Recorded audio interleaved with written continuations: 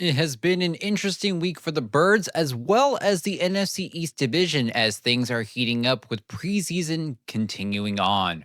We'll talk about that, plus some injury and roster updates and other Eagles news. Without wasting any more time, let's dive right into it.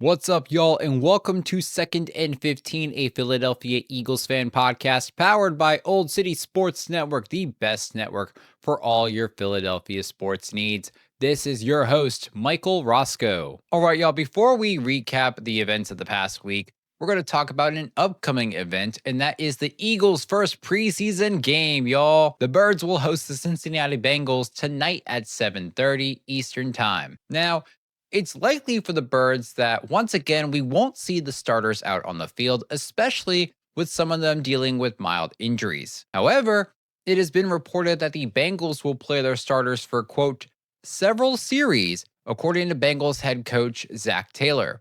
Now, some people on the internet got kind of cocky with it and took this and thought that the reason Taylor was doing this was because the Bengals were terrified of the Eagles defense.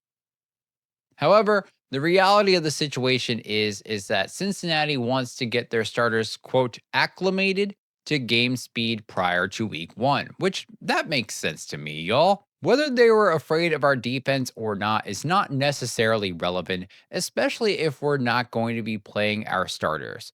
We could play a couple of them for maybe a snap or two, but with the amount of uncertain position battles that we got going on, I feel it is more important for our guys further along the depth chart to get as many snaps as possible. Regardless, I'm just fucking excited that we are finally going to see some 2025 Philadelphia football. And with that, let's go ahead and shift over to recap the events of this past week. Starting off, Eagles continue to land in the top 100. Another 2024 season rookie from the Philadelphia Eagles makes the NFL top 100 players of 2025 as the list continues to be revealed day by day.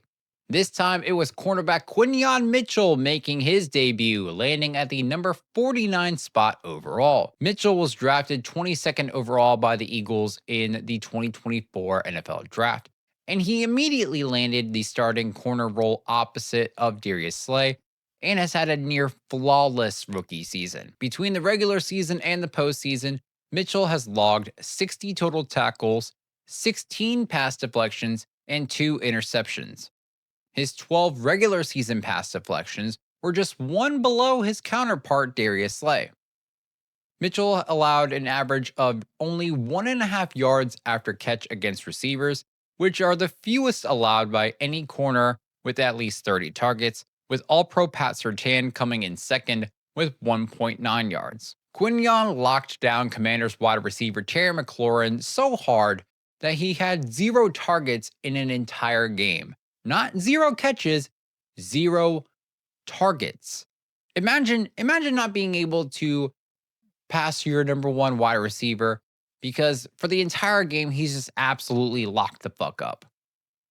Mitchell has also held CeeDee Lamb, Jamar Chase, Drake London, Mike Evans, Amari Cooper, Malik Neighbors, and Chris Olave all to just 2 or less catches apiece and 25 yards or less apiece and no touchdowns at all.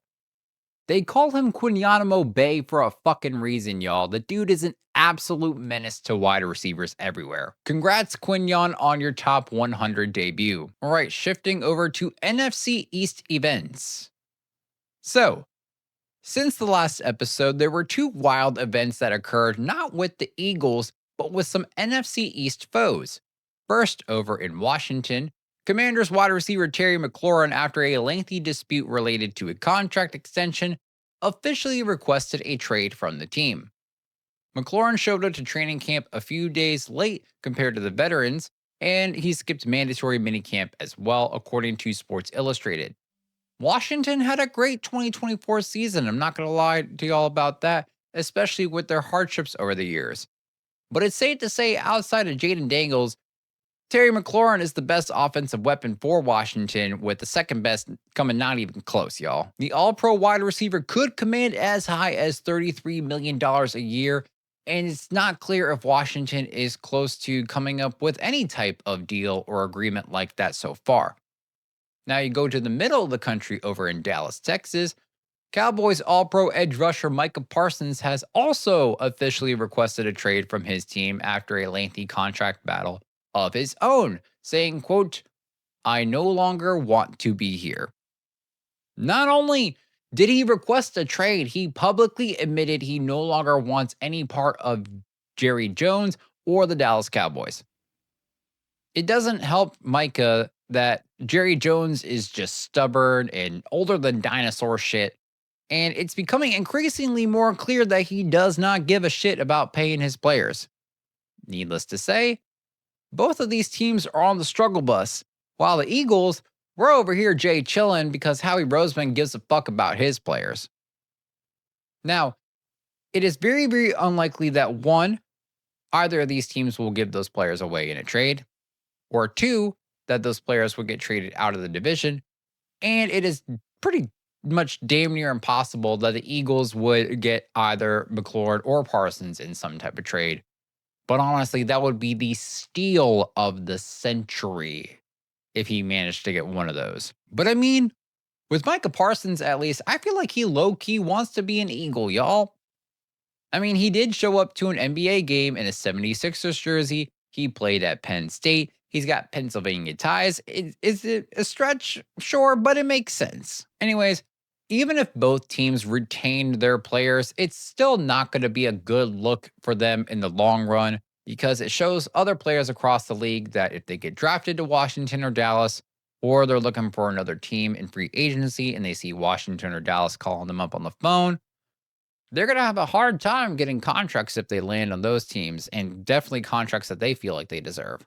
Meanwhile, in Philly, we continue to pay our players. We treat the players well. You got players taking pay cuts to remain part of the organization, and you got other players on opposite teams thinking, damn, I might want to be an Eagle myself. I think with these factors, even though Philly is not directly involved in this situation, they somehow still win this overall situation. In other news, Barkley clears the air on Council of Sports, Fitness, and Nutrition involvement. What does this even mean? Well, I'll tell you.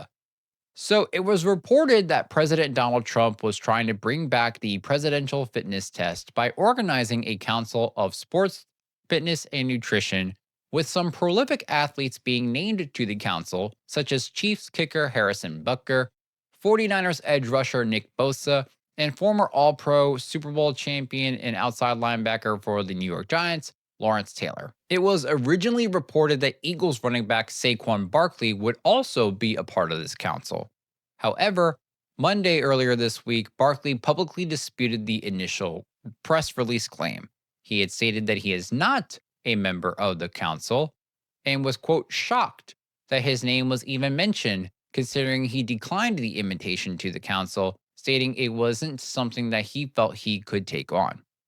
Barkley has previously undergone some criticism for spending time with Donald Trump on a golf course prior to the Eagles' White House celebration. And despite their athletic achievements, I just don't think it would have been a good look for Saquon Barkley to be on the same council as Harrison Butker, who faced backlash for his remarks at a college graduation, specifically with saying that women should be in specific roles and stay in the kitchen and shit like that.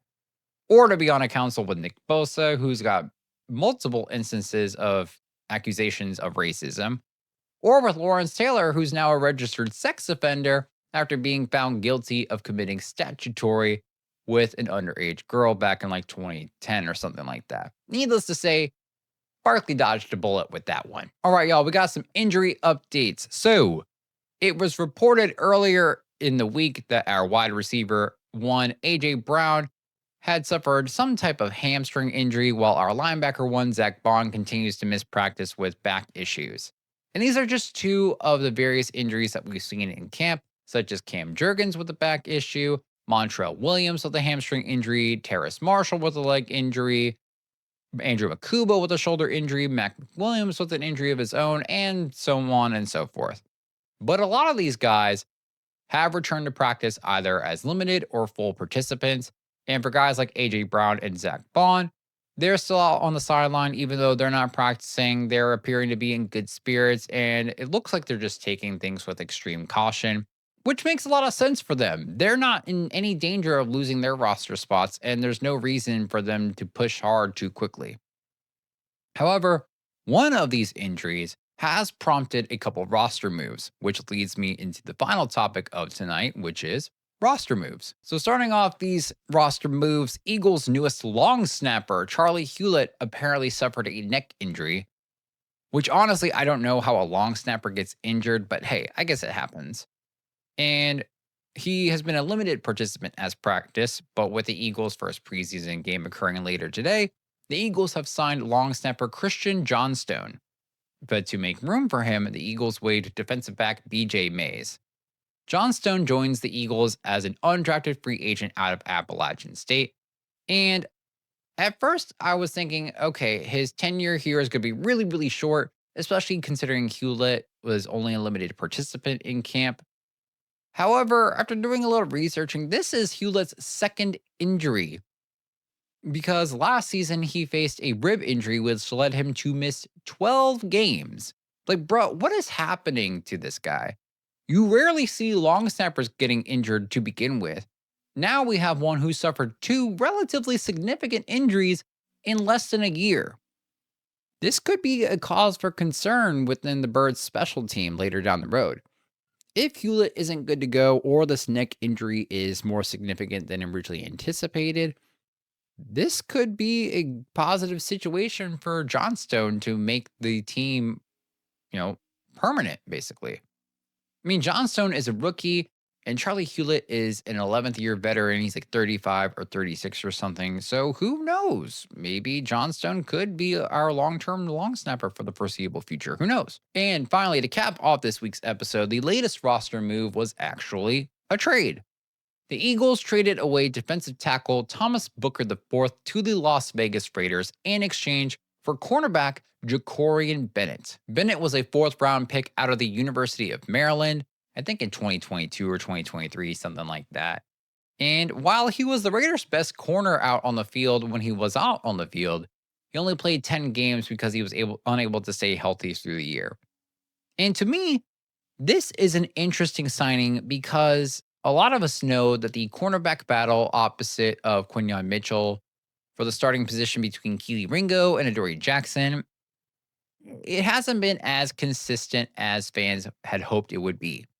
This signing is being spoken of as a depth signing. However, Bennett becomes the 13th player listed as a corner or defensive back. And then you got 5 additional players who are listed as safeties. So you got 18 secondary players on this roster alone. It seems to me like we already have a shit ton of depth before Bennett got signed.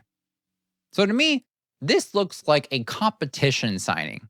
Even though Bennett is a little smaller and he didn't log an interception last season, he also didn't allow a single touchdown either. And quarterbacks had a sub 53 passer rating when targeting him. So that to me, that's pretty good. Bennett has just about a month to catch up and learn the Fangio system and be able to compete against Ringo and Jackson for a potential starting role.